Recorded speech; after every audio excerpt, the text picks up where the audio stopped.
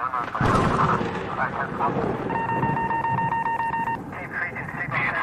suspect is armed and considered extremely dangerous.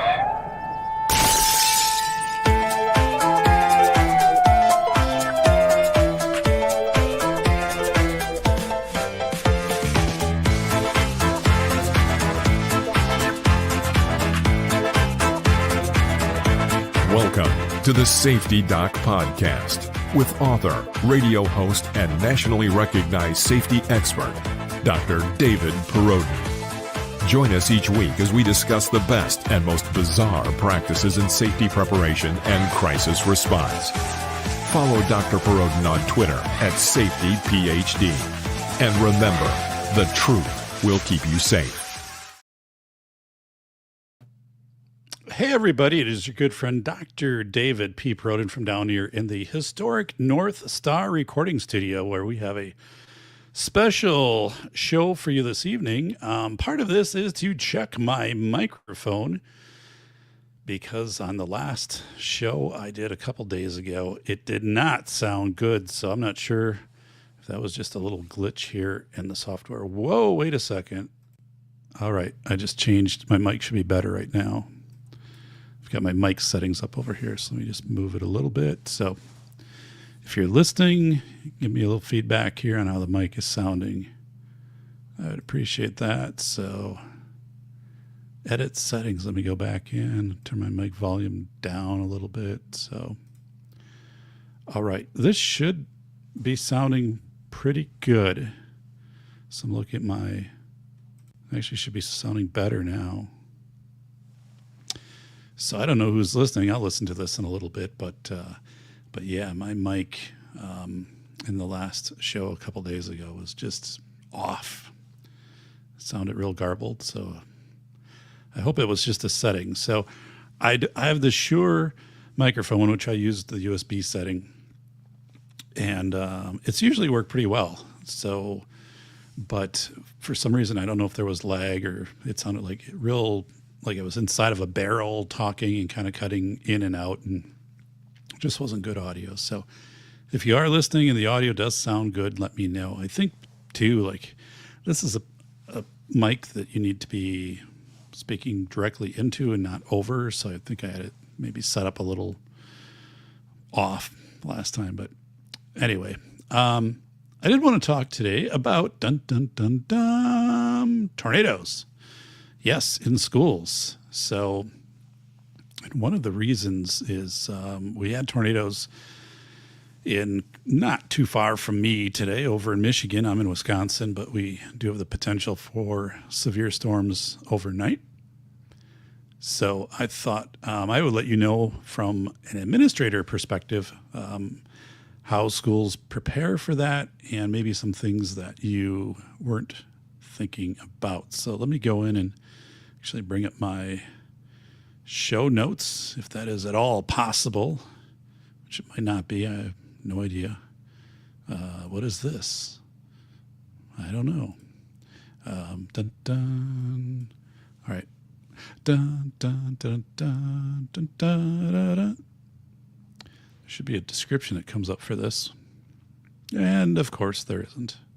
So, all right. We're going to have to just make it work. And, okay. So,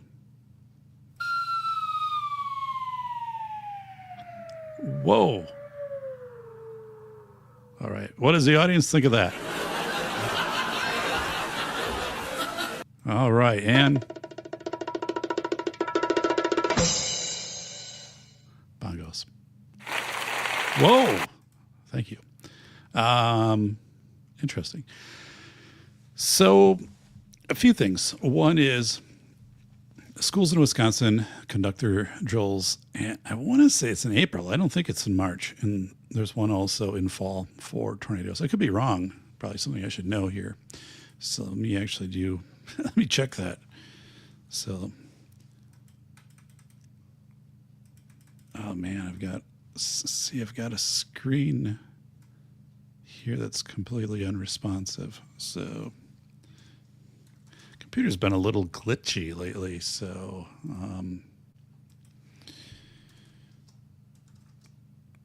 which I don't know if it's time to replace this whole system.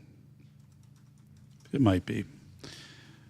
I think there's only like so many times you can really upgrade. So, okay.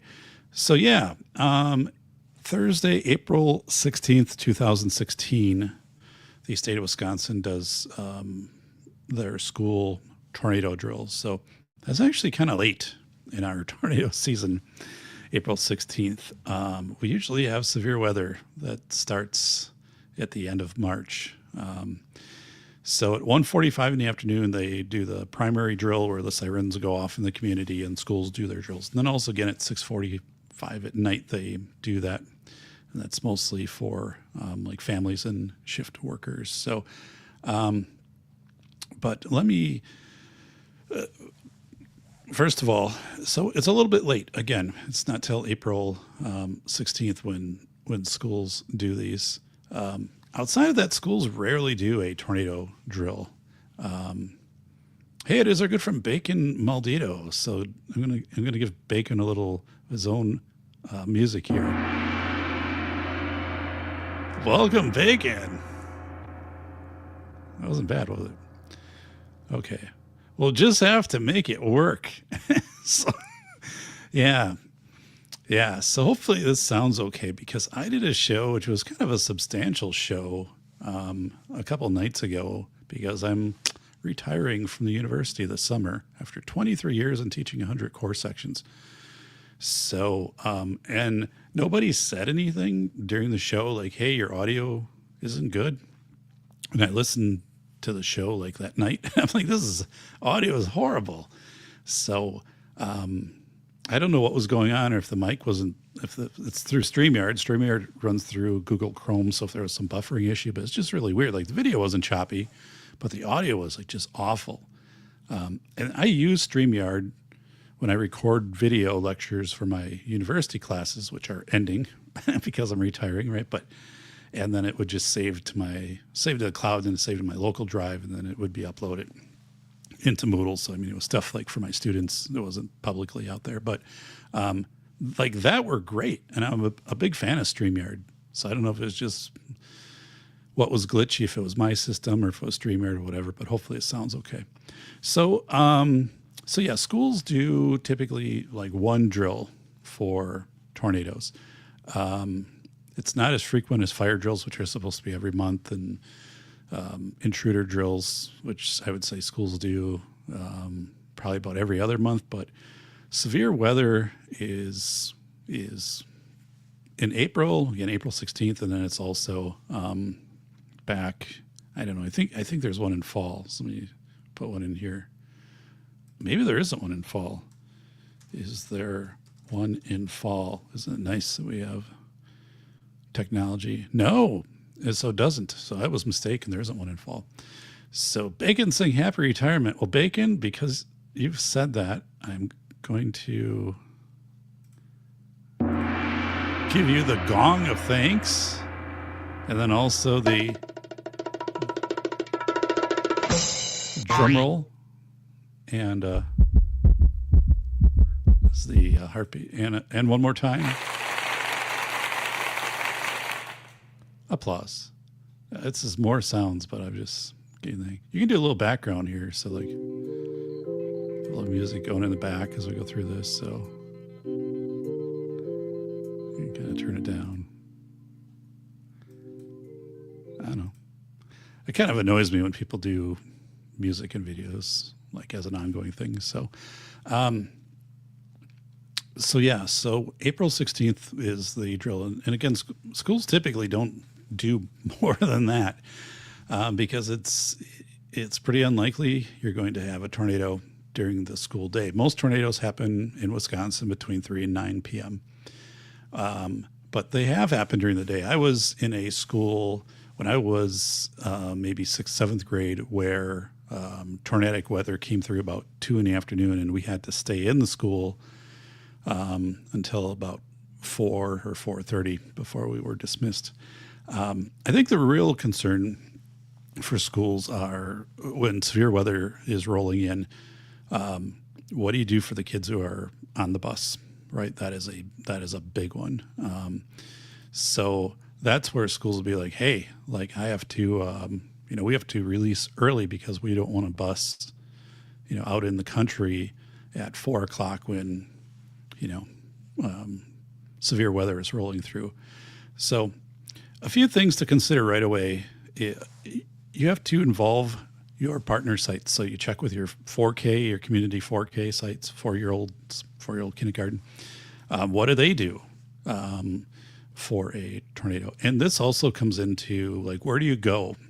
There's a lot of times you just go to the tornado place, and schools, administration turns over, schools get redesigned, rebuilt, stuff like that. And the question is like, well, how do we know this is the safest place to be?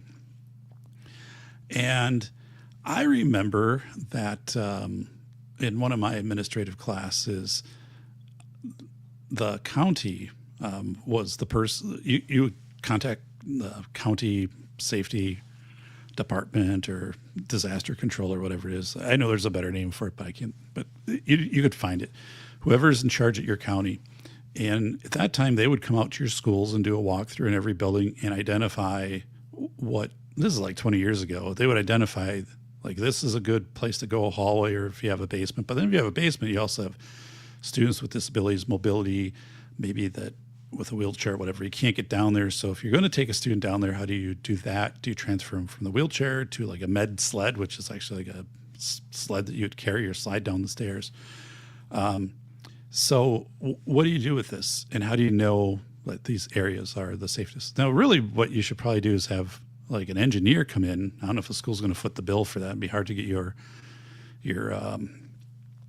Board of Education on for paying a consultant to come in and to assess these areas. But the county emergency services coordinator typically would come in, and I think you could ask. I don't know. I mean, if you're like an engineering firm, here's what you do: is you would ask your insurance carrier. That's who you'd ask, right? It's pretty obvious. So you're going to ask your insurance carrier, and what they do. So they're insuring your school, like if somebody slips on an icy sidewalk or something like that, and you say, we want someone to come in and assess for our buildings the safest location during severe weather, and they would provide that to you because they are insuring your building, and they would want to have the least liability as possible. So probably wouldn't get them to spring for an engineer, right? Yeah. So you'd have to go through your own insurance company, and I'm pretty confident that they would come into a school and identify locations.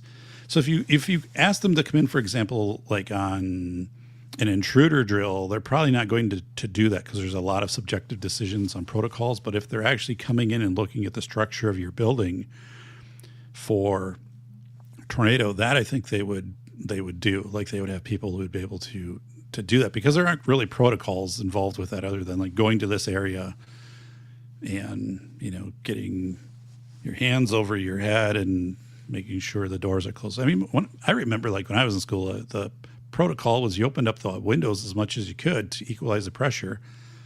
So if the storm came through, it was less likely to like blow out the glass and stuff like that in the windows and impact the building, which nobody does that anymore because that really didn't prove to be kind of worth the time of like going and running around and getting the windows. So, right?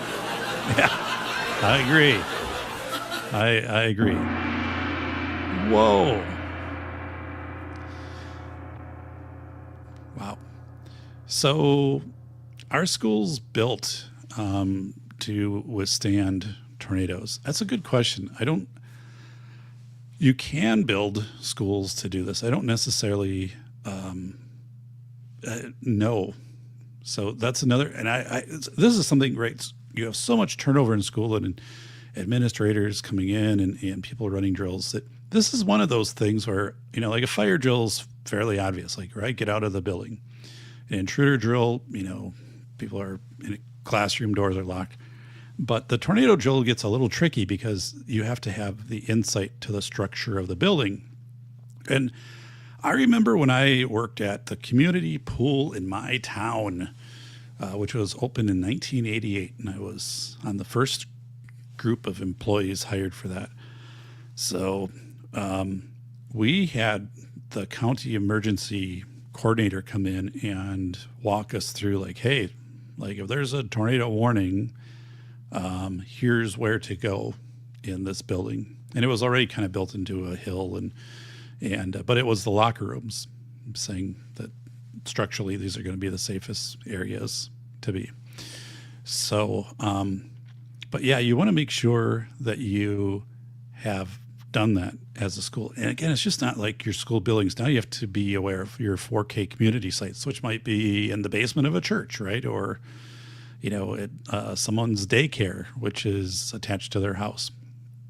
So you have to get out and assess these sites too, of like, where do you go? And the other part is like,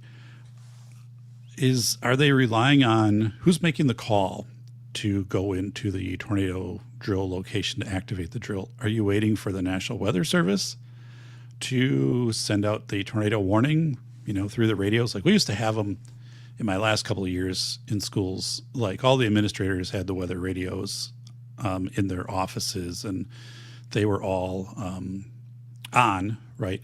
So if there was severe weather going, the protocol was if there is a tornado warning that comes across, then you go into the tornado warning positions. But I also knew people who taught in schools where tornadoes hit and damaged the school, and there was never a warning. And in those cases, I don't think anybody was injured, but I did work with somebody who was in a school that did get hit by a tornado in northern Wisconsin. And then when I worked with her, this had happened a couple of years prior, but she's like, yeah, it actually looked sunny outside. And I remember she was saying, we didn't think this was going to happen. Like most times you'd have lead up of, the rumbling and the clouds and stuff like that. But, so Bacon, how's the audio, by the way? So, yeah, dun, dun, dun, dun, dun, dun. It's Bacon. It's our good friend Bacon Maldito, who did during our pandemic podcasts with Nick Schulander, who got taken away. So, yeah, right there. You got then. There was no more Nick Schulander. That was the end. We were pretty sad about that. Yeah. Definitely a lot of boos when they took Nick out. So, yeah. All right, and then right here, people say tornadoes sound like train, and I'm not sure if they do. So you want to get with your 4K sites, and this is something where I think it's much better to be proactive. Like if you think as an administrator, so does this happen at district office, right? If there's many buildings, does district office make the call? Do individual buildings make the call? What if you have a rural elementary school? And then the rest, around me, like there are schools, like elementary schools, then like you have to go 10 miles to get to where the middle school and high school are. They're rural. So do they make the call on their own? So audio sounds good. He also this is our good friend Bacon, talked to Nick Schulander, who starred in Zoolander. So our good friend Nick Schulander. So, all right. Whoa. It's kind of Nick's signature thing. And then, wow. So I would think it would be site-based, unless everything is like clustered on one campus of like a block or two. Then I think I would leave it up to my administrator at a building. These things are going to be pretty rare, but to make the call and say that the weather just seems really odd. Like it's very humid right now, and it's dark, and now we have the radar on our phones and all of that stuff. But yeah, to make the call. So one of the things I wanted to touch base on too is there's Chapter 7, Addendum 2 of the ADA, American with Disabilities Education Act, and it's making sure that all students with disabilities participate in all safety instruction, all drills. So if you have a tornado drill, you need to ensure that your students with autism, your students with cerebral palsy, whatever, are participating in these drills. You can't just say, well, this really isn't happening and it's going to be dysregulating to this student, so we're not going to have them participate. Well, how about when it does actually happen? So you have to be ready to go with that. And that was something I remember when I was teaching, maybe like 6-7 years ago, right in that span. It was real popular in Wisconsin to exempt students from safety drills. It might have been a little longer than that. It might have been like 7, 8, 9 years ago. But I was teaching classes and we would talk about this and people would be like, yeah, we exempt in my district and we do it through the Individualized Education Plan process, or they would do it through just like a form that they would send home and parent would agree. And I was like, yeah, you can't do that though, right? I mean, that's not voluntary. I remember I had one student who then followed up and said, well, I talked to our school, it is a larger district, and I talked to like our school attorney, and our school attorney said, no, we can exempt students. And I'm like, well, I'm not your attorney. So I guess if you want to, I'm just telling you like that is not in compliance with ADA Chapter 7 Addendum 2. Plus, like, it just doesn't make sense, right? But you be you. I'm not your boss. So I think, so we get into these and now we have, much more accurate real time and able to predict, but still things, weather is very nonlinear because it picks up debris from one area, suddenly that's thrown at your school, or like a certain, trees go down, and if a bus is out, then this route is no longer viable. So I think for schools, like the big fear is really that beyond 3 o'clock or beyond the school day, between the time the students leave and they arrive home, of boy, what do we do if we have, what do you do with a bus, right? You're out in the country and, the bus is sitting, it's elevated off the road. And so I don't know the answer to that. I never asked our bus company that question one time of what do you do if there is a tornado or like just severe weather? Obviously, you couldn't keep driving the bus, but like, what is your protocol? Do you aim the bus toward the storm? What do you tell the students? Because it's glass right in the bus, and so that's a good question. I'm kind of curious of that now. It's kind of weird, like thinking of all the years I was in schools, and every April we'd have the tornado drill that we never asked, which really would have been my job to ask the bus drivers, what do you do if you leave and suddenly you're out with a busload of kids and you encounter this? So I don't know the answer to that. That would be something you'd want to know. So, but all right, whoa. Yeah, that is a good question. So, but I don't have too much else on that because I can't access my notes. So that's disheartening. But I did want to run this. I did want to check the audio today because this microphone isn't that old, and I don't use it much because, well, now that I'm be done with the university classes, I won't use this. I do have a a very nice EPOS Sennheiser. I think you guys have seen me use this before. Headset. It's like now $300.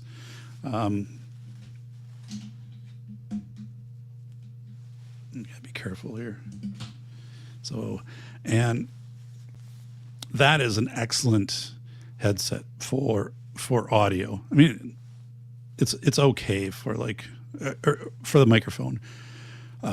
So that's my meeting mic when I do my various things. My professional meeting mic. I can't have this out for that. It looks like I'm DJing, but no, this was an upgrade, I think, over my Yeti, which I passed on to another podcaster. So it is a USB mic. I just want to stick with that. I don't want to go with a whole formal soundboard and stuff just because I'm not doing things that would warrant that. I think I'd have to actually get a new, kind of a new setup here. Well, the November gale didn't get to your mic this year. I'd chalk that up to a win. Yes. So, yeah, I don't know. I do like this mic a lot. I think it sounds good. I think it looks good. My Yeti would hang down, and I can't say a lot of bad things about the Yeti because it served me well for, like 4 or 5 years and 200 episodes of Safety Doc. But this microphone is deeper, richer, more refined. And plus, just anytime I would use this in recording, I just think this looks more professional. So again, not that I'm using a lot of that stuff. By the way, this is, I got this jacket this year. This is a cool Firestorm. And I think this looks very nice. So I will wear this jacket with a dress shirt when I have meetings, video meetings. And it is a down jacket. So I went to order this back in like the end of November from REI, and then I ordered it, and then it was like 3 days later I got an email, and it said, "Hey, like we had to cancel your order because the jacket's not in stock." I'm like, "What was in stock when I ordered it? What happened?" So I wasn't pleased with that. So I called REI, and I said, this thing is sold out. Like I think it's still sold out today. Like the matte black. It's just, I love this jacket. It's the best jacket I've ever owned. And it's like kind of like slim fitting, but it doesn't have any like real crazy tactical stuff on it. It doesn't look like you're going out hiking. It's just a nice jacket. It's matte, so it doesn't reflect. It's gusted under the arms, so like never gets hot. I've worn this jacket out walking, like 30-degree weather. Excellent. Even like 40 degrees, it still like vents pretty well. I wouldn't wear it above that because it'd be too hot. But down here in the historic North Star recording studio where there's no heat, you got to do what you got to do to stay warm. So, whoa.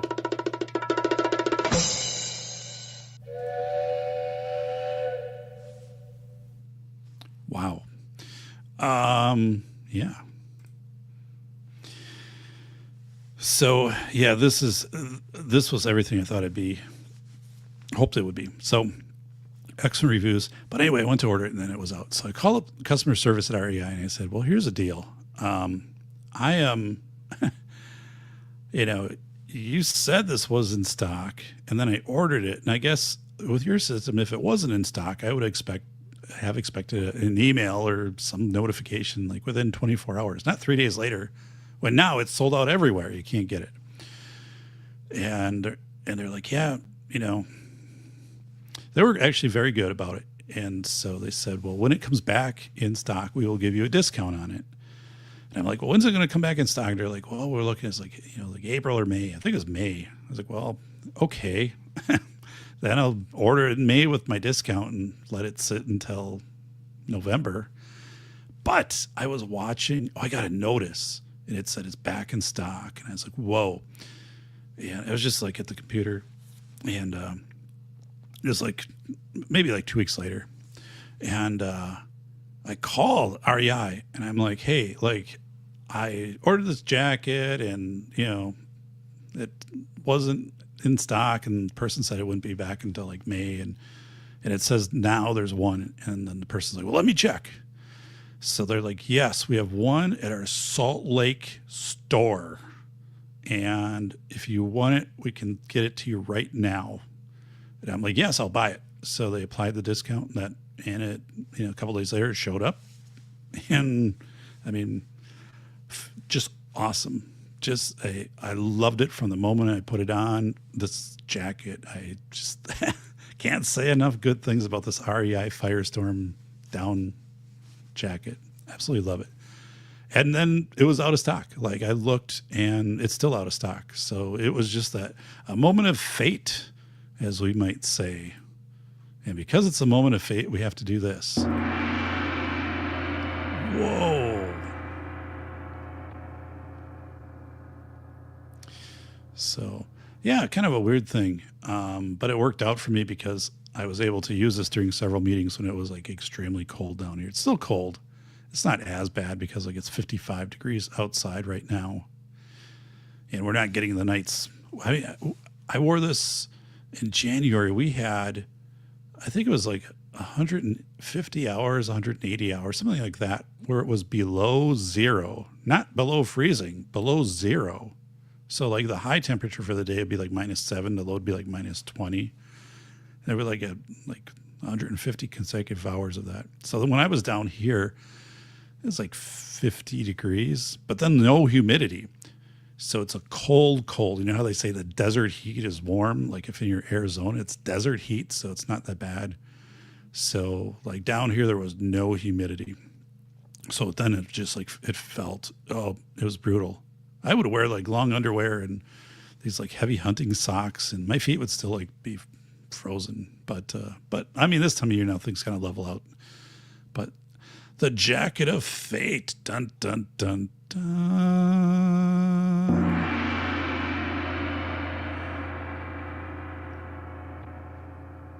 Yeah, it is an awesome jacket. So anybody looking for a really nice, I would say professional jacket, it just looks good kind of in any setting. I wouldn't use this for like snow blowing or anything outside. I mean, not that it's not durable, because I think it is, but I have other jackets for that. But, this looks nice. It's really nice. You walk and also it doesn't have the, so like, remember the ski jackets of like the 80s and 90s, and then they would always, they'd be all colorful, but every time you moved, it like was real crispy sounding. Like this doesn't do that at all. So it's really a quiet jacket. Like you're not picking up any noise on the microphone of this. Like, so it's one of those rare times in life when you're like looking at a product and kind of reading through, and you're like, that just looks really good.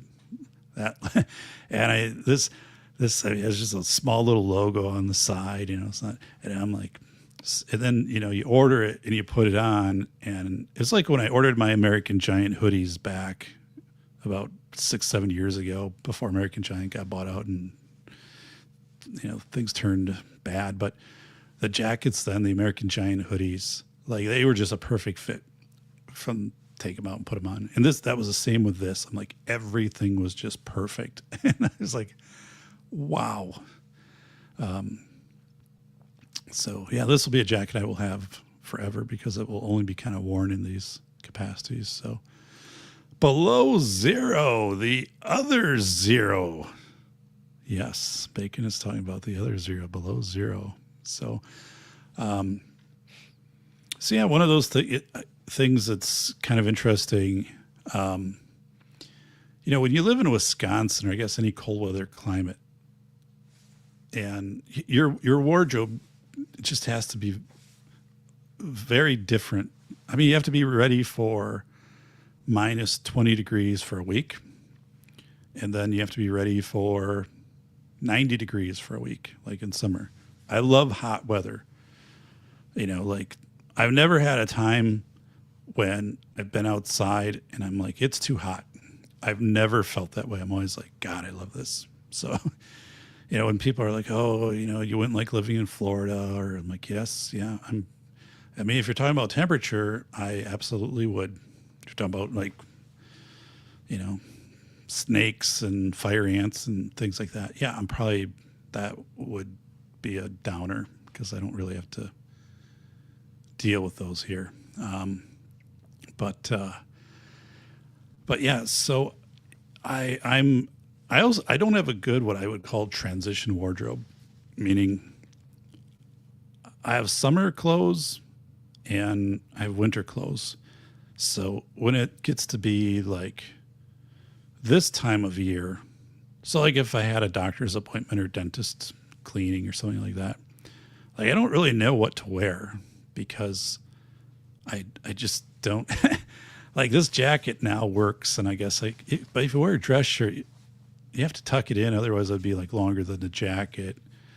So I guess this is a solid t-shirt, but this isn't like one of my better t-shirts. Like I could just wear a solid t-shirt. I mean, I'm getting older. A lot of this stuff is, you don't have to worry about it anymore.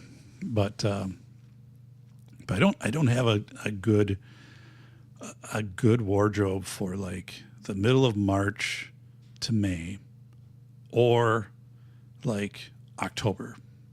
So you just piece it together. So something like this or American Giant hoodie, and because my winter clothes are not made, they're not dress clothes. Although, like, again, if I have a meeting, I wear a dress shirt under this, that's fine. But like if I'm around the house, what I typically have, I was able to buy these used player worn team issued NFL thermals.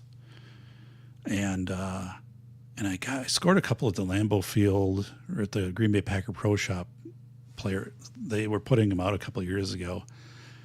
And I bought like 3 of them for probably $20 each. They're really durable, right? Because they're made for football.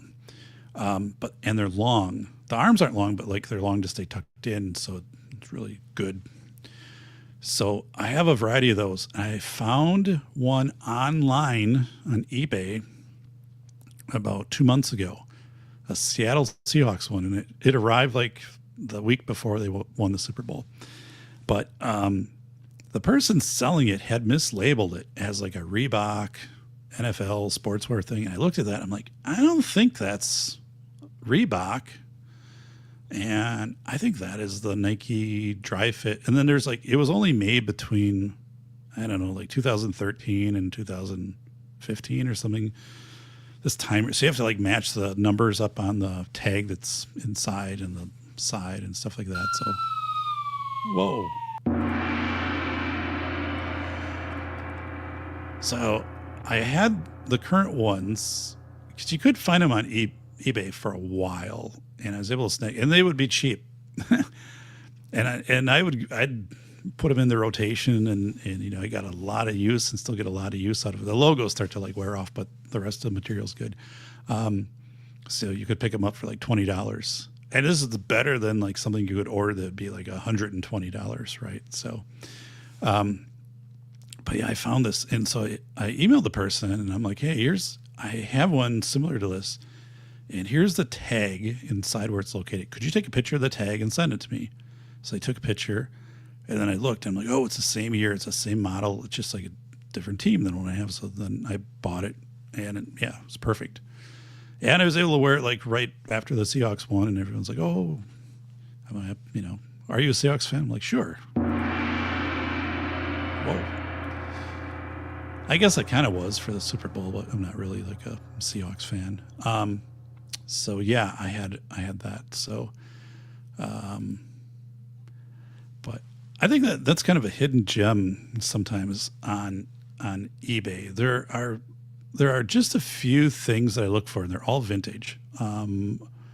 One is ex officio Neo Amphi shorts, first generation, made from 2013 to like, I think it's 2013 and 2014. And in 2015, they came out with a different model that was still like okay, but not like the first 2 years were just the absolute best. And then, so I was able to find quite a few of those and snatch them up, and sometimes pretty cheap. But then They're so rare now that if there's a pair and they look good, I'll just buy them. And then I had one pair where like the zipper went bad on it, so like took it down to the place in town where they fix stuff like that, and it was okay, but like it wasn't great. So I only use that pair like when I mow lawn and stuff now. But Bacon's saying, in fairness, the Packers and the Vikings weren't in the Super Bowl, so you and Chad had no regional skin in the game, right? Chad Elkins. I also had, ironically, I had a New England Patriots thermal, the same type, so I could go for either team. And the New England one, I think I bought that for like, with shipping, from maybe like $15. This guy had this thing listed forever. And again, I think it was like it wasn't listed correctly, because I think people like me search for these things. And I was like, man. And I had emailed, or through the Google thing, not Google, through eBay, like messaged him, and finally got back. And then I'm like, will you take, what's the lowest you'll go? And I think it was like $10, and I'll ship it like by carrier train. I'll ship it by train to you. Whoa. So I look for these ex officio shorts. I haven't found a pair for probably like 6 months, but they can just appear like that. So there are pairs out there, but just not in the size that I wear. And I'm pretty well stocked with those. They have a built-in belt. While it sounds really weird, the whole integrated feature, they're really nice. And they're not long. So they're only 7-inch long, so they don't come down to my knees. So if you were to like think of what they look like, it's kind of like what Magnum PI would wear. It kind of like the intro there of the Magnum PI show. So those, I think, like, shorts just used to be made so they fit better. Now everything is just all baggy and long. So I look for those. And I also I'm pretty stocked with these, though. It was again, NFL team issued 2XL fitted. And the reason 2XL, like, it sounds really big, but because it's fitted, it's not very big. I mean, like, it just fits you normally, but it's longer. Again, these are like for NFL players. So I found one of those, an Arizona Cardinal one last year. I was just doing a search online. It wasn't on eBay, and it was a sports resale shop in Phoenix. And I went and I looked, and I called down there, and yeah, I think there's like 2 shops that they have in Phoenix, and I was like, hey, like, can you like send me a picture of the tag, because I think this is this. I'm looking for this. I think it matches like a couple that I bought. Like the Houston Texans were selling a lot of these, and I bought like 3 of them. I wish I would have bought like every single one that they had, but I am pretty stocked with those. But this Cardinals one came up, and I was like, whoa. It fits you normally, but it's longer. Oh my goodness. I was also hunting for like a t-shirt like that you could tuck in. Right, a tuckable t-shirt that wasn't baggy. I never bought one. A white t-shirt, so that's kind of like a hole in my roster there that I don't have. Being my age, like there's like now without teaching at the university, I don't have to wear. Well, I didn't have to, but every time I taught at the university, all 100 course sections, right, I wore dress shoes, dress pants, a sport coat, and a dress shirt. And I didn't wear a tie. I think I wore a tie like maybe my first few years, but I was dressed formally. Always had a sport coat. But yeah, really now, outside of a wedding or a funeral, there probably isn't, or an arraignment, or if I'm testifying to get Bacon out of prison. So he was wrongfully accused. So, or if I'm, at Nick Schulender's Nobel Peace Prize, awarding. But it's one of those things like if you get rid of a sport coat, there's no value to that. You can put it in a garage sale because people don't work in offices anymore. Like, even $1, it's probably not going to sell. So you could donate it to Goodwill. But at that point, it's like, well, I know it fits me, so I guess I'll just keep it in the closet. But sport coats are kind of bulky, so taking up space. So anyway, yeah, I look for that, and then I look for a cool contender, which is a snap, short sleeve, like not a dress shirt, it's like just a summer shirt.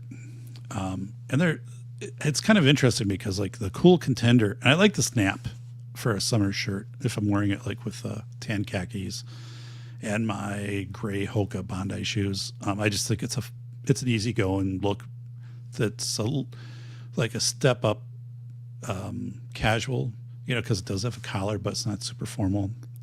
So, and I like those shirts a lot. They fit a little baggier but it's summer though, so you want stuff to breathe. But those shirts I think they're nylon, and they're like listed to be like very summer friendly. That's not really accurate.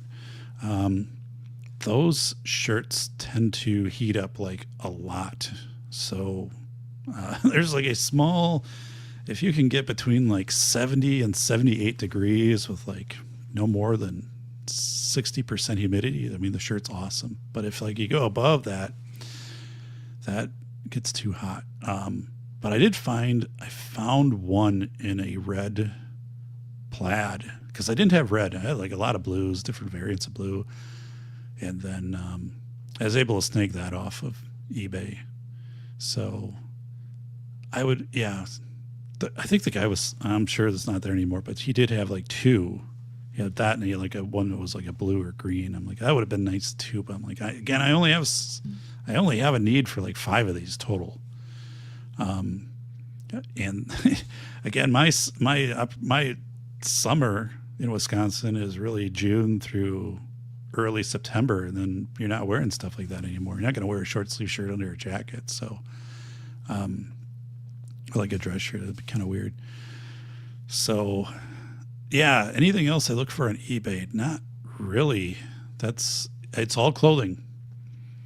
And I would say with the shorts, like I would go pretty high. And people now just kind of sell things. Remember eBay when it was actually auctions? Like you'd have to like outbid 100 other people to get what you wanted. And then it'd be the last minute and someone would outbid you. Like that was the way eBay was for its first 5 years. And then now it's just it's a store. Everything is buy it now. That's kind of an interesting thing. Yeah. I mean, the younger generation probably doesn't remember like that you actually had auctions and you had to be logged in and watching as other people were bidding against you at the very end. And that was always a weird setup too, because it would, you look like you're ahead and then be like, auction ended. Oh, like somebody else won. It's Nick Schulander. He's very wealthy. I'm like, well, I knew that was going to happen, but, so I was like, oh.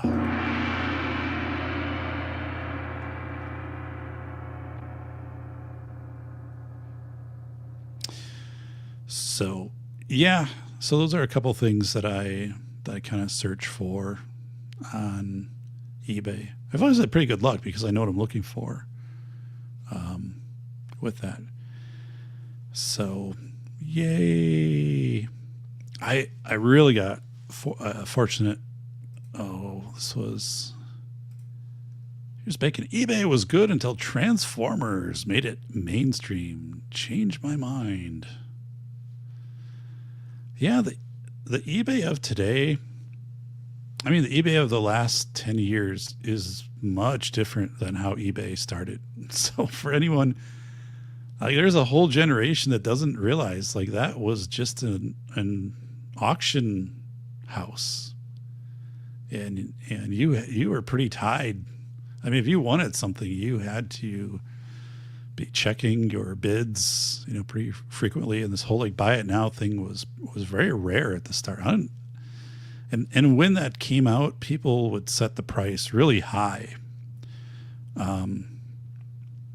And then I think there was this thing too with the auctions where there'd have to be a minimal price, and then eventually, again, it just went by the wayside, and it's just a store now. You just go in and make an offer. I mean, that didn't exist when eBay started. Like, that was added in later. So yeah, I built a pretty nice wardrobe off of that because I knew what to look for. I would just match it to things that I currently owned. So I'm like, if you can send me the tag, like not the tag in the back, but usually the tag that's sewn on the side that has like the actual run, the year the thing was manufactured, and the specific code, and then I would match it up with mine. Then I'd be like, yeah. And people I've rarely had somebody sell me something that's been in bad shape, because that's the one thing with feedback, right? Especially on eBay. And if you're selling clothes and you don't sell, or you're not transparent, like I did buy a pair of those ex officio shorts that there's some leg cinches that come with them, which they look up. Actually, I think they look kind of cool, but they really serve no purpose. So I would just leave them loose. But this one pair, the person had cut them out, and they look fine without it. I mean, you wouldn't know. So they said, hey, these don't have the leg cinches. I'm like, yeah, everything else looks good. Yes. So how did I put hashtags in the stream? I just I just put them in when I did the description for the show. So in StreamYard. Yeah, so I did it in StreamYard when it had paste description. That's where I went in and did it. So bacon. Didn't do anything with YouTube. This is just linking over to YouTube. But after create show, I think the one thing was it allowed me to do it when I put that the show would be later, so I could upload my thumbnail, and then underneath it had a place for description. So check that out. And then I just type the little description in there for the show, and I type the hashtags, and I just manually put those in. So, but the audio is sounding good. I mean, that was my big thing, because I'm like, oh God, is this mic? And then I was like, is it more than a mic? Is my audio going? And I mean, this directly hooks to the cable that comes into the house, Spectrum cable, is on the other side of that wall, and it actually comes out this wall and directly into this computer. So, I mean, this isn't running off of Wi-Fi. There's the router's over here for everybody else, but this computer's hardwired to Spectrum. So I'm like, how in the hell is this messed up? And then I'm thinking, it must have been a one-off. And I had a lot of things going on that day, a lot of meetings, and I know at one point I had to restart the computer because it has a ton of RAM, and running Windows 11. But I do have 3 monitors, and I have a huge high-def 30-inch monitor in front, 32-inch. I think it just kind of got overwhelmed, and it's like I had to restart. You never know with Windows updates too. And plus, I have my Shure. So the microphone has a settings control that I just opened up. But the problem is they stopped updating that settings like a year ago. So they want you to download an app, which then has apparently more features, but I've read very negative things about the app. And then you can't go back. So once you do that, then what I have now is gone. So I'm like, well, I don't want to mess with that, because I like this. I like the audio. I like the microphone. So by looking at it, you can't see any of this, right? But there's a near and far. And you can go in and set all the settings, or you can just kind of do automate. So it defaulted to near. And I think if you're with this mic, and this is like a different plosive cover, the pop cover on it, but it was on near, and I'm like, oh, I always have it on far, because far is 6 inches away, and near is 2 to 3 inches, right here. And then I changed the tone to bright. It's dark, natural, and bright. And I think natural also, I think dark gets a little muddy, and I think natural is a little muddy, and bright focuses more on the S's and TH's. And outside of that, everything was pretty good here, but I think it was set on near, and then I also don't think I had the mic in front of me. I think I had it too off, and for some reason it was just like, nope. And a really great show that I work, people are stopping by and announcing I'm retiring, and so yeah, bacon. You'll be able to figure that out. It was super easy. But again, I just put it in there. So I don't know about you, Bacon, but so I've had StreamYard, I don't know, for like 5 years. And first of all, I think this version of StreamYard I have is like $100 a year, which to me is, for what StreamYard offers, I think that's a bargain. And StreamYard just continues to update this platform. So there's so many things on here I would never use, like, or,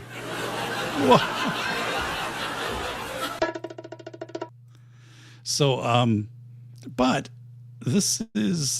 there are a lot of cool things on here. And you can tell, it's very intuitive. It's very intelligently built. But every time like I log in, because I don't use it a lot, it's like, hey, like here's 4 new features. Like you can make, like AI clips, and we can just automatically generate them from your video. And I'm like, okay, I don't need that. I'm good. But you can do these little. I don't want to do an overlay because I don't. That's one thing I think if I do that, I don't know how to get that overlay off. But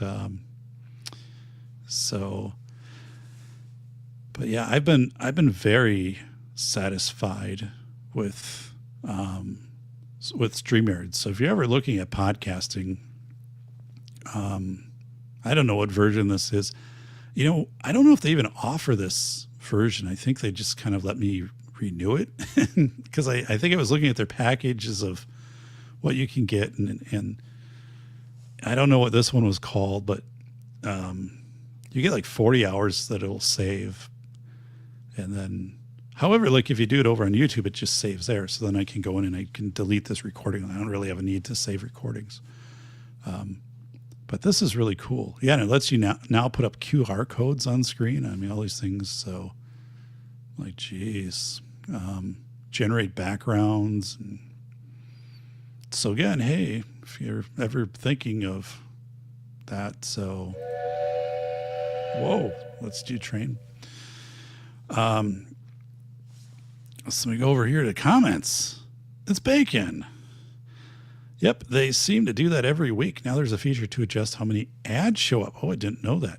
Which I will not only will never run, but also not judge anyone else for using. Yeah, I did have apparently I had the ads on for my show a couple days ago when I announced I was retiring, and I didn't intend to do that. It just, I don't know what happened, but I noticed that I had a monitor screen and then it started to run ads. I'm like, well, now it's too late. So, but Bacon, and I don't think there's anybody else listening, but, so where I live, we were supposed to get storms in about 2 hours, and there's the potential for severe, not like a very severe, but I guess there's a chance. And because it is like still 55 and it is very foggy. Oh my goodness. It is like John Carpenter's The Fog. Remember the movie The Fog? I think it was 1970. That movie freaked me out. That was a very scary movie. It is like that outside. So there certainly is a ton of humidity. I had a fire yesterday or day before, I think maybe 2 days ago. So this time of year, I heat my house with wood, but as far as like when it's 50 degrees or warmer outside, I don't do the fire as much. And the problem also is that the humidity, and anyway, with the chimney, you have to really get the fire going for the draft. Otherwise the smoke comes back through the fireplace and into the room. And I had that happen the other day. It happens like once a year. It'll never happen in winter when it's like 0 because the heat will just rocket up the chimney, right? Because the differential, it'll just like hot air rises and the chimney's like 0 degrees, but when the chimney is like 50 and kind of humid and swampy, the air is going to hang around. By the way, April 9th, the chimney sweep will be here to sweep the chimney. I have that done every 2 years, and I have a fire brick that's cracked. Fire brick is inside of the fire insert case. They're consumable. They don't last forever, and they're not very expensive. But that one, they basically hold the heat and radiate it back into the unit. The fog, it beats the hell out of The Mist. That was a weak movie, The Mist. Hey, Shoeliner was in that crowd. So, yes, let me go back here. So we're supposed to have, I don't think it'll be much. My neighbors to the south are putting their house up for sale, I think, next month. They built a new house, ironically, like a block away. So, and he's retired. He's like a couple of years older than I am. And I said, hey, Tim, like, this is this really nice riding lawnmower, all the accessories. And I'm like, he would go through my backyard a couple times because I have a big oak back there, and suck up the leaves. So I'm like, hey, would you still do that? Because I mean, you can just drive right up the road. I mean, you're literally 1 block away. And he's like, yeah, I'll do that for you. So I'm like, that helps because, but they have a tree, they have a maple, and some of the limbs were overhanging my house. So when I found out, they're going to be listing the house, I got a hold of them and said, can the arborist come over and cut this tree back? Because if there are storms, I don't want to deal with this falling on the house or the siding.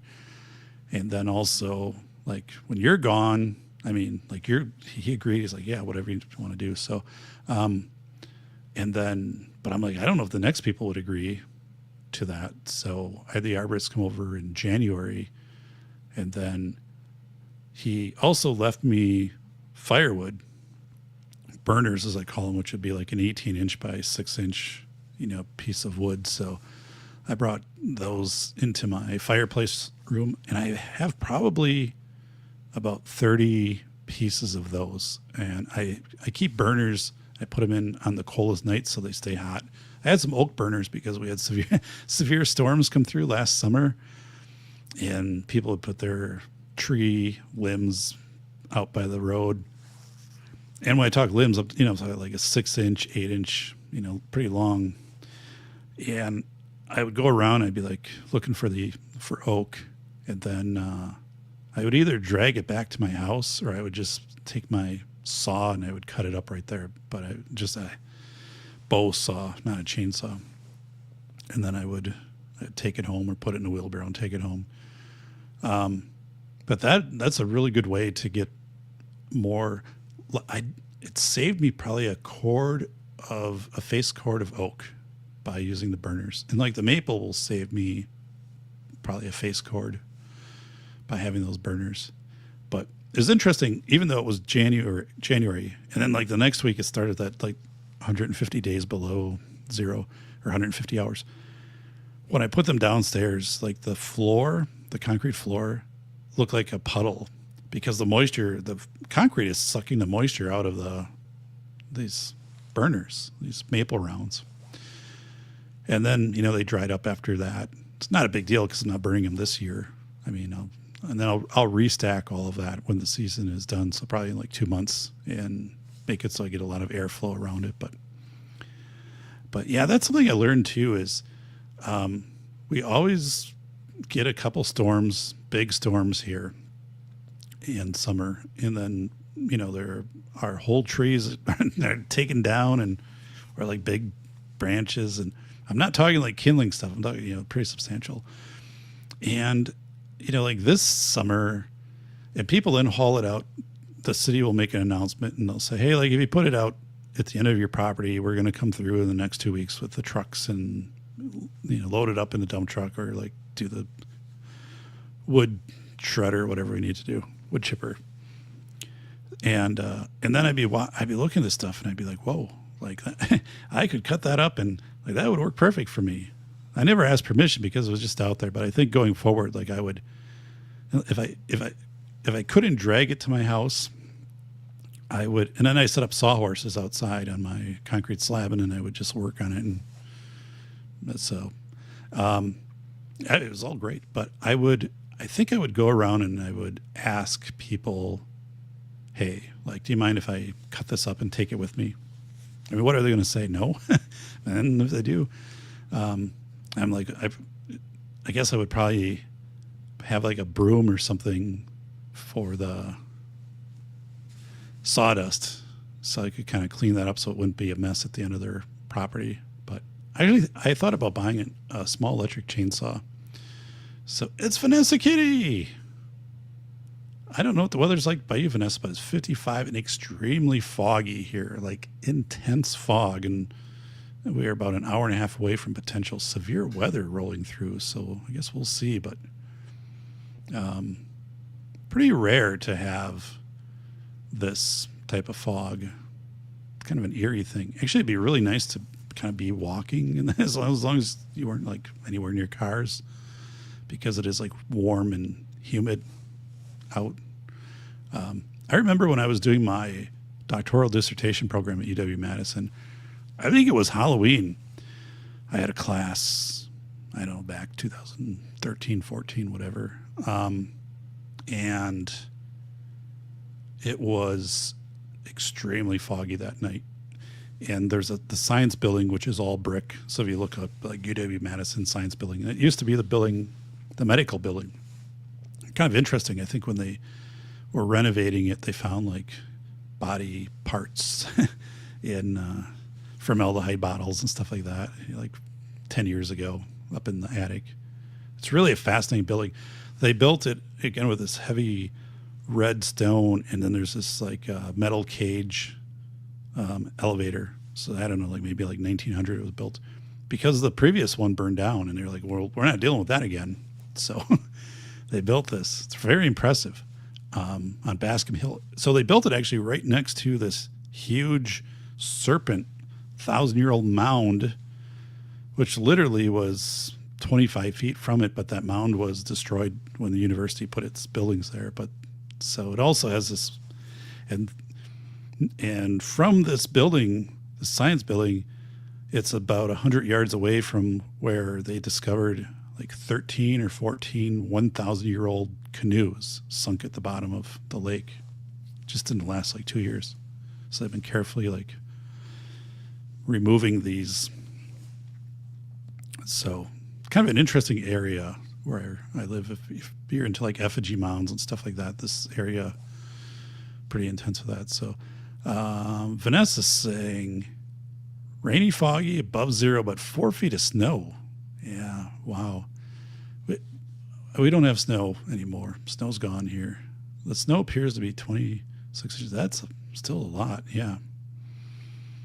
Vanessa's saying, hey, Bacon. And Vanessa, we're going to do this for you right here. And got it. So, yeah, one of the objectives today was to, I'll play this back. The microphone, and Vanessa, you were in on the other day when I was talking about my retirement from the university. I played that back, and the audio was really bad. So I was like, oh, what was the deal with that? And I think I have it figured out, because I do have the settings up now, and I think it was on a wrong setting. I think it was on what's called a near setting versus a far, because this dynamic mic is, I like this mic again a lot, but I think it needs to be like right here. Sounding good. Thank you. So yeah, that was so disappointing, because I was excited to share like when I started the university 23 years ago, everything was in a milk crate literally like every class, you have all your handouts, your materials. And then when the class was done, you bring that home. And then the next class, you take in the second milk crate, right? And then I would have them stacked in the room next to me. So I had all of my classes were just in a vertical stack of milk crates. It's kind of an interesting thing. There's no picture. I don't think I ever took a picture of that. But, and now, I bring that back. Well, again, I'll be done teaching in summer, but I'll be done in June. Just take a backpack and mostly, it's just my lunch. So, and some water. Everything is on a thumb drive, and so I have 2 file cabinets right next to me, rolling file cabinets. So I still use file cabinets. I spent a lot of time cleaning those out, but still a file cabinet guy. So yeah. So going back on the university, it had started to be a. Let me go back. Vanessa's saying, I use a company in New Jersey for every milk crate. Wow. I think my milk crates were just like in the back of the grocery store in my hometown, and they would stack them back there, and I think people would just take them. So, and I think it was just kind of like, that's just, I'm sure like, I think a couple of them like still have the name of like the dairy. Like they're all like 40 years old, but those things never age. So yeah, they weren't bought at like Staples or something like that. They were actually like the grocery store milk crates. But with the university, it was, I could kind of sense that my time was ending there, and not anything between me and the university. I mean, that was all good, but the enrollment started to decline, and then the university was shifting toward more online classes. And I taught a number online or like hybrid, so a couple days at the university, a couple days online. But I'm not really interested in teaching an online class for 6 to 8 hours behind the mic and then trying to navigate people into Zoom rooms. And I loved when I was doing the in-person and able to bring in like a drone and stuff like that. And just like, as I shared during the other podcasts, I would tell people kind of at the start, I'm like, I'm going to be a little bit like Mrs. Doubtfire, but that is original. I'm not like performing. I'm just going to be animated in a good way. And I would just say, I had a lot of classes, and to me, my most memorable and effective instructors were the ones that told a lot of stories, did a lot of engaging activities like case studies, and just were really kind of energetic. So I'm like, that's what I want to bring to you. And I always had very good feedback. But yeah, so it started to kind of lean that way. And then the current class I'm teaching this was the first time I think this ever happened. It didn't reach an enrollment threshold. So they reduced my compensation on my contract. And I was like, well, like, I understand that to some extent, but I'm also a PhD level professor in your program. So like, it seems like you have to deal with this versus me. And then that structure, and that's happening, universities in general are feeling the crunch, and they've kind of solidified that. Well, now we have these higher enrollment thresholds. And I'm like, well, it's unlikely in these programs you're going to consistently hit these. And you put in the same amount of work, whether you get paid a reduced rate or the full rate. So I'm like, I'm not going to be giving up my weekends and giving up my time. That sounds a little bit petty, because my experience with the university was really outstanding. But, and I'm older, and also I want, especially in fall, my weekends, because we have some really great weekends in September and October. And, most of those I would be teaching. So I'd be over at the university. So, I mean, if you go and you teach on a Saturday, you're getting up at 4 a.m. I mean, you're over there to drive 90 miles and come back. And so then your Sunday is pretty well wiped out. It's just a recovery day. So I'm like, no, that's kind of, I'm done. But it is something to have taught 100 course sections. It's more than that. Like, I don't have all the numbers. Like, I'd have to go back and dig through like all of my folders from teaching. So it's a little more over 100, over 23 years. So there were some years again where it would be like 6 classes, maybe 8, and now it's settled into like kind of 4. But yeah, it is one of those things in life where you knew the timing was right to leave. So,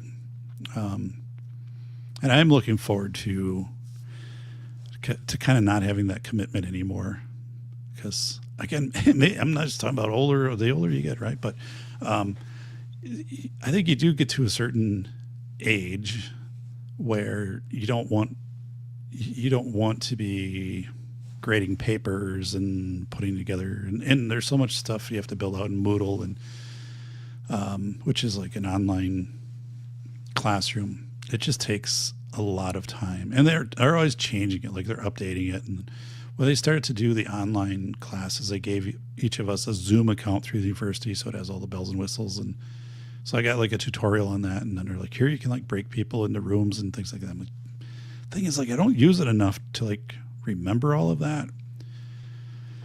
And so it was a little clunky, like, because I just didn't know all of that stuff. Now, with that said, like, I am the professor, so like I know,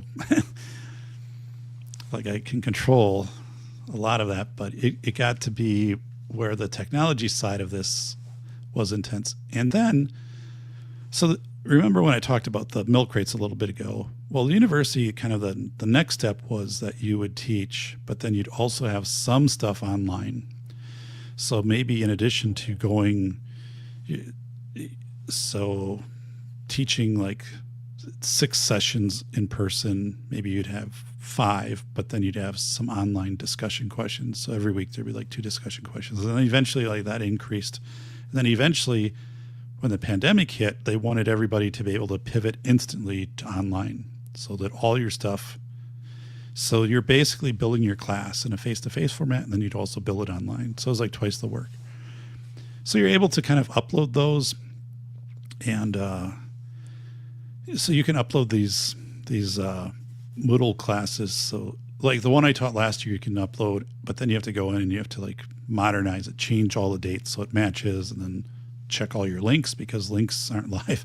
There was one thing I require for this class I'm teaching right now, which wraps up in a month. April 10th is the last day, but of the current class.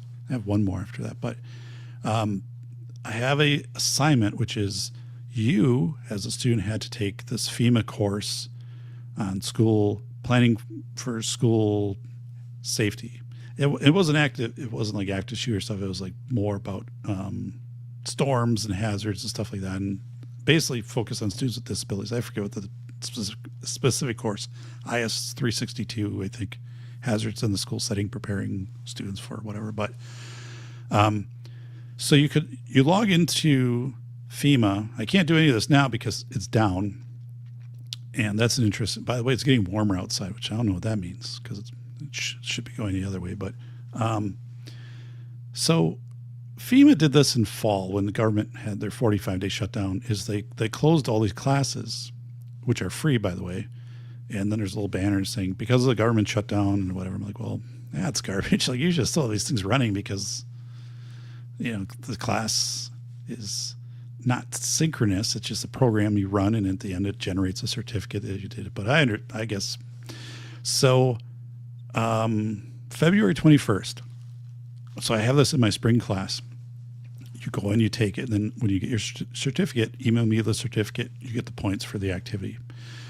February 21st, it went offline, and because I had just taken it like the week before myself to make sure there were no glitches in it. And so I emailed everybody, and I'm like, here's the deal. First of all, this is a force majeure event. I didn't see this coming. None of you did. I'm not going to substitute another assignment this late in the game when you're already planning, your weeks and stuff like that. So everybody just gets full credit for this. It's a rare thing. And plus I'm retiring, but then I also just said, this is a real life example where you need to be an advocate for the trainings that are provided are supposed to be paid for with your tax dollars to you, because you were just robbed of this experience by FEMA. And I guess you could point the finger at the broader general government, but I'm like, this is where, as an advocate, you should be picking up the phone, calling or emailing. They won't, but I'm like, you should, right? So that's how I kind of frame that out. Interesting. So that really irritated me that FEMA did that. So Vanessa's saying online can be okay as long as everyone has access, infrastructure. Yeah. In my town, we have Charter and Frontier. When they put Frontier in a few years ago, they messed up my concrete, the driveway, the slab coming in. House was built in 76 concrete. The original slabs don't have a crack, but then because they burrow it under that. And then they had these big, those lime boxes, and people in my neighborhood complained, including me. I called the city, and then they buried all the stuff, so we don't have any boxes. It's kind of, our neighborhood gets treated a little differently. Like we don't have mailboxes. The carrier brings the mail to the house, and literally the next block there's mailboxes. And we don't have sidewalk, but then the next block there's sidewalk, because like the story I was told when we moved here back in like 2002 was there's kind of some influential people at that time that lived in our neighborhood, and it's changed over time. Like kind of the shakers and movers aren't here anymore, but kind of at that time there were, and they just said, no, we don't want this here. We're not paying for this and whatever. And we're not going to put a mailbox out by the road, bring it up. And so it's the weirdest thing, because literally like you can go a block away and even like newer homes, and the newer homes, they cluster the mailboxes. So the new subdivision, which is like 6 blocks over, all the mailboxes are in like 3 clustered areas. So you might have to walk like 2 blocks to get to your mailbox in that subdivision. And these mailboxes, by the way, are like, the metal's really thin. So when they were putting them in and stuff, I was looking at them, I'm like, that doesn't look any thicker than like a file cabinet. And I would like press on the side to go. This is what it sounded like when you'd press the side of it. No, I don't think it sounded like that. But, but I was like, man, this would suck. Like, I'm not into this. So let me go back to comments here. So yeah, and then also Frontier, they subcontracted out and they ripped out I had the property surveyed, which was expensive because I had that concrete slab put in. I needed to know where the boundary was. And then they ripped that out when they were putting in their line, and I complained. And then eventually they just sort of like, well, whatever. And I'm like, it didn't pay to like get into it any deeper than that. But that wasn't a smooth process. So, but yeah, so there is fiber here, but I'm just sticking with the cable, which Spectrum buries like a 1/2 inch below the ground. So I can't, in my backyard, I can't thatch because the cable's so close to the surface. I could cut it. I did that once. So that's supposed to be, I don't know, 8 inches down or whatever, but of course it's not. So I know where it is. So like my neighbor too, he offered to come over and thatch. I'm like, yeah, I appreciate that, but like I'll just don't, because I kind of know where the cable is. And but my military career, second job is today. Hey, well, congratulations, Vanessa Kitty. Wow. military public health. So, yeah, I think I was sharing, or I'll share it, like, I have nothing that's going to replace the university work. So I really, yeah. And then, thinking it's a point in life. It's like, what are you going to do? Well, I'm going to retire. So I'm not going to kind of do much of anything. I don't want to write another book. And then, sometimes people be like, well, do you want to volunteer or something? Well, not really. I just don't want to do that for a while. That might change, but, yeah, I did a lot of that, and I just want time.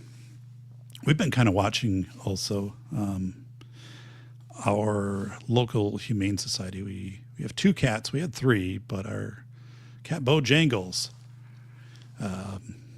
passed away October 22nd. He had diabetes. He was 14 years old. Good guy, but really got tough for him at the end. So we've always been like a 3-cat household. So now we've had our 2 cats. So we've been checking the Humane Society, but not a lot of cats. So we want to go with a kitten, because our other cats are 3 and 7 or 3 and 8. So we want to kind of space the age out a little bit with our cats. We have gotten, 1-2-year-old cats before, but we want to kind of go with a kitten. And there actually been very few kittens, and there aren't many cats right now at the Humane Society, I guess, which is a good thing. But when the time is right. So our current, well, he'll be 3. It's hard to believe, but Domino, he's so funny. He's such a quirky guy. But if you're not sure where he is, he's usually hiding under the couch or sleeping. Bojangles used to do that. I call it the battleship, because he would go in there and he would snore, and he'd be in the couch and he was snoring 14-year-old diabetic cat. But if you put your hand and just go like slowly in front of the bottom of the couch, the Domino's paw will come out, and just in a playful way. He's just a fun guy. So my oldest cat ever at 26 passed 2 years now. You had a cat who was 26 years old? Holy smokes. We never had a cat live beyond 14. It's always a strange thing, because, have a nice house, vet care for the cats, and we just don't seem to have like a lot of longevity. Bojangles, was our oldest cat. We had to administer insulin twice a day by a needle. So you'd grab the back of the neck, and the vet showed how to do it, and the cat really never felt it, never moved, didn't.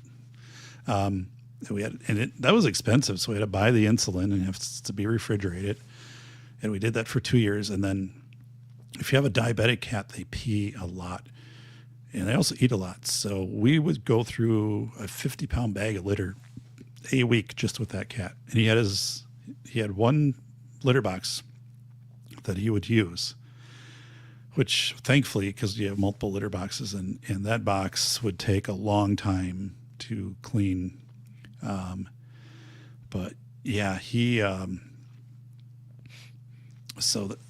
still remember. So Vanessa's saying, Samson, well, that's amazing. So you must have really taken awesome care of him. I'm sorry he's passed, but wow, like that. That's just a stunning number. I mean, considering, again, we haven't had a cat that's lived beyond 14 years. So yeah, Bojangles had a kind of a lump on his upper shoulder, kind of like a Hunchback of Notre Dame. So when he was 11, we took him to the vet, or I took him to the vet, and I said, well, what's going on? So the vet diagnosed as a lipoma, which is like a fatty tumor, but not cancerous. And it was pretty large, but the cat didn't really notice it. But you couldn't put a collar on the cat's neck or anything. And then I arranged to have surgery to get this removed. And then the vet did the workup, and then the vet's like, whoa, like, the cat is severely diabetic, so if we did the surgery, cat wouldn't live. And I'm like, okay. And he's like, and so, now you have a cat with diabetes, and so how are you going to manage that? So he went through, and initially they wanted us to keep bringing the cat in, and then they would do the test, and it was always like up and down. And at some point you're like, well, I mean, this cat's life is going from the fireplace room, and when it's cold out, he just chill out really nice there on the carpet, or else like he'll go over by the vent where the air conditioning comes out, and he's got his food dish, and he would always have like a paw on his food dish. No one's taking your food dish, buddy, but he would have his paw. And he'd go to his water dish because I was thirsty, and we would fill his water dish up with ice cubes. He loved ice cubes. So like whenever the fridge opened, like he would get up and he would get over there and stand by his dish, and he would kind of look at you and he'd put ice cubes in. But yeah, good guy. He was a really good dude. He would sit in this chair. So back like during the pandemic, when I was doing like I would do like lectures and stuff down here, I would come down and he would already be sleeping on this chair. And I would sit toward the front of the chair, and then he would just stay in the back, and he'd put all 4 paws up on my back. And then he would like sleep. He would just hang out there for an hour, and then, eventually he would like go. But if you ever have an animal that like kind of bonds to you, like that was the cat that just bonded to me. Like it was just a good dude. So yeah, I have a lot of good memories with him, and I'm glad that we did the insulin. Although, like, you always kind of knew at 6:00 at night. So when my younger daughter had basketball games, the high school's a few blocks away, and I'd be watching, or she had her middle school games, I think back then. It'd get to be like 6:30 or whatever. I'd be like, okay, well, I have to leave. So I'd have to walk home and give the cat his insulin, or we'd have to, at 6:30 in the morning, give it twice. You got to be kind of within this window. I don't know how much it really helped. But up until the end, he was pretty active. And again, he seemed pretty chill and pretty happy with his life. Like he didn't seem like he was in pain or anything, but at the end, like, his body just, started to fail pretty rapidly, and he wasn't eating and stuff like that. I mean, it just became obvious. But up until then, I mean, he would just kind of chill out in his areas, and he loved these catnip bananas that they have at Walmart. So back then, maybe like $2. I mean, everything's more expensive now, but these little cloth catnip bananas. So like every month we pick one up because they only last for so long. But then my oldest daughter, a year ago, we have a picture. It's so funny. He was like napping out in the fireplace room, and we had like a total of 7 of these bananas that was scattered around the house, and she put them all like on him. So he's lying there, and of course to him, like, that was the greatest thing, like to have all those catnip bananas. So yeah, it was pretty cool. So yeah, the university stuff, and I want to go back and maybe guest lecture one time. So I'll look into that. I would have fun with it, but because the university is almost 100 miles away, it's something, and I probably wouldn't get paid to guest lecture. I would just kind of do one time. But yeah, that chapter is ending, and then I don't know where things will go. So after that, and I don't think I need to know exactly where things will go. Thankfully, I broke even on my taxes this year for the first time in a long time. So that was like a big win. Yay, because there had been some years I was like, you got to be kidding me. But we finally hit a break even year on the taxes. So, but no, I don't have anything else. If anyone wants to throw a question in there, so Vanessa saying, Samson, would sleep on the pillow we shared. If I moved my head, he rolled to the other half. Oh my goodness. Wow. What a guy. Yeah. Animals are something. So, and I've been saying for a while, I said, we need to be a 3-cat household again because our cats get along well. But I just think, the house is big enough, and as I've always shared, we should be giving a home to that third cat. Bring a cat in here. We have a screen-in porch with the cat screen. So if a cat climbs it, it's not going to rip it up with its claws, although we don't want cats climbing that.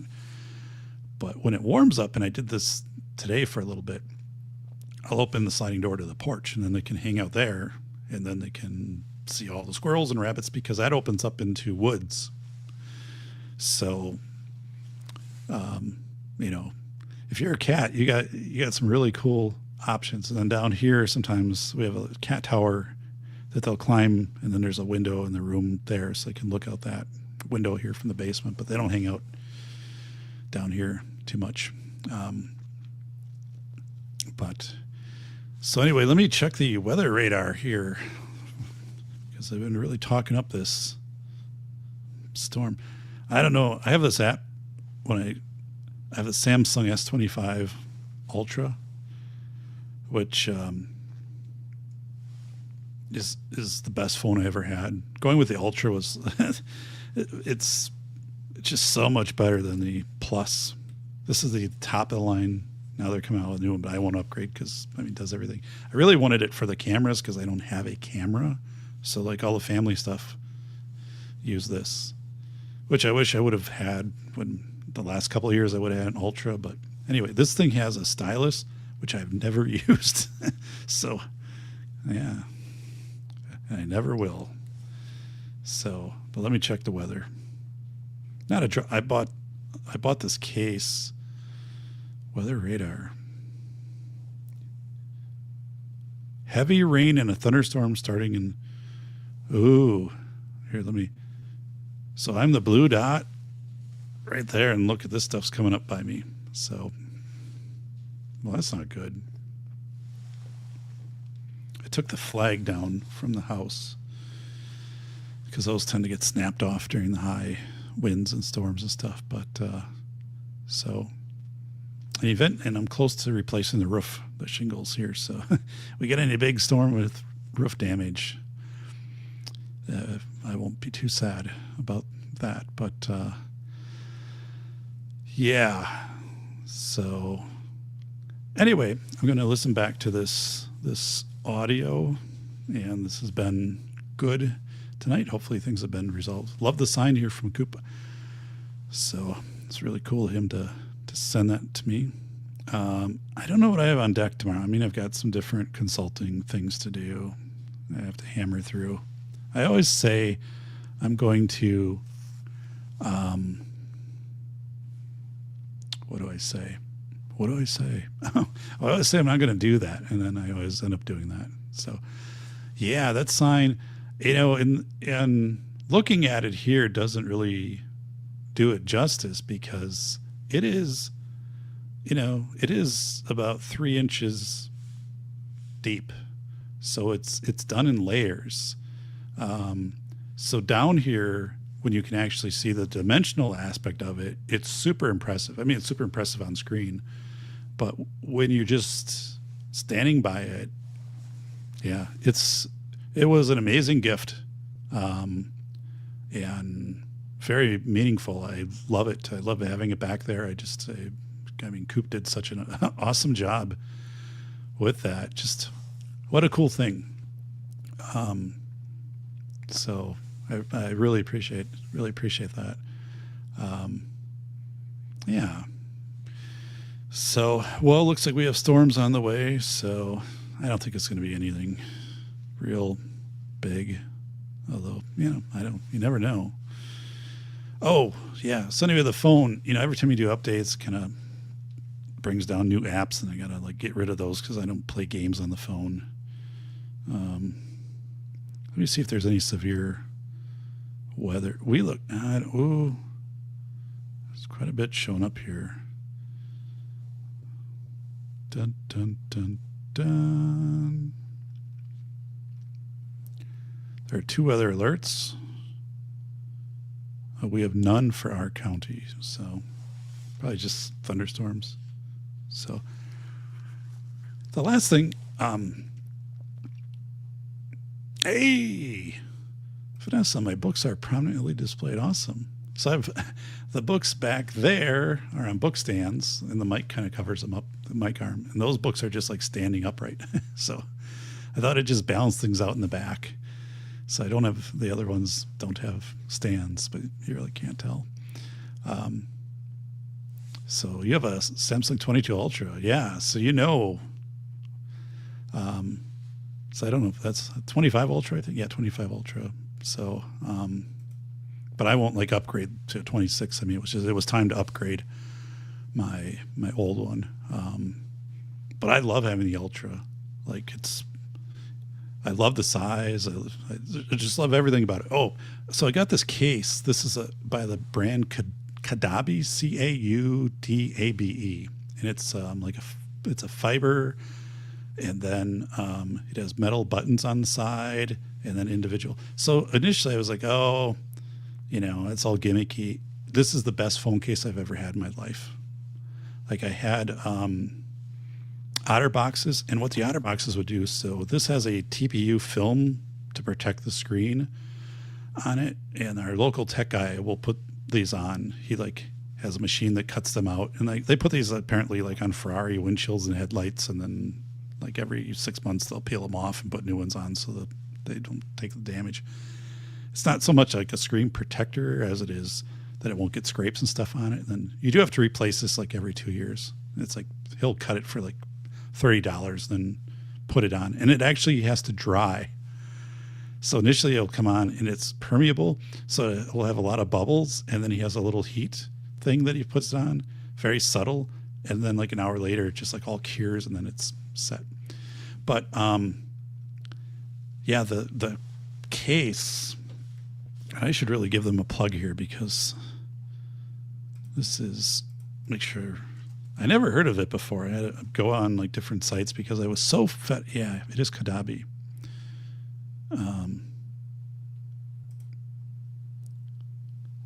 So let me just put the name of that here. Audabe. Caudabe. And they make phone cases for other phones too, but very affordable, and it is the best quality. I mean, there's zero wear on this. I went through a OtterBox OtterBox commuter, which is the middle one. So it would be rubber here, and that would flake off in a week. Just normal use. Well, and then I'm like, that sucks. And it would also push up the TPU film, so then your film would start peeling because this rubber part would move up. So I'm like, I don't want to deal with this. And so I found these reviews for this Caudabe. And I was like, God, this. So I ordered it. The case is awesome. I should actually do them the favor of a formal YouTube review, because it is just that good. And it has this will last as long as the phone does. It has the little grip, actually molded into it, or cut into it. I don't know what you'd say, but so it's you're never going to drop it. It's not slippery or anything like that, but it's an excellent case, and it looks really good. The individual Caudabe.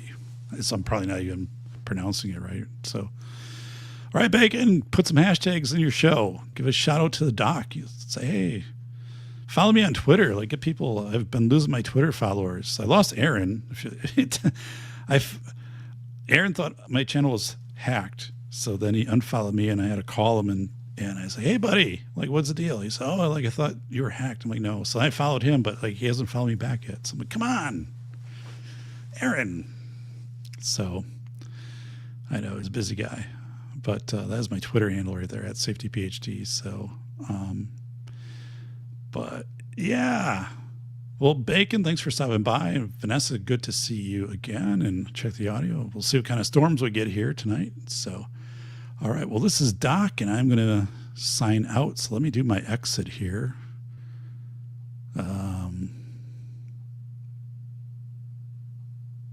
See, this is the thing with StreamYard. There's so much, and it is really good, but I don't use it enough to really have that. So, well, let's do the velocity of information. We'll do the trailer.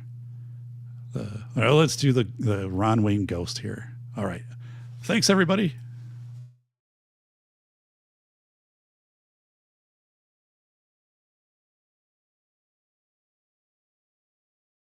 Holy shit, a ghost. Ooh. Do you mind moving out of the way? You're blocking the TV. Oh, shit. Sorry, man. It's okay. Thank you.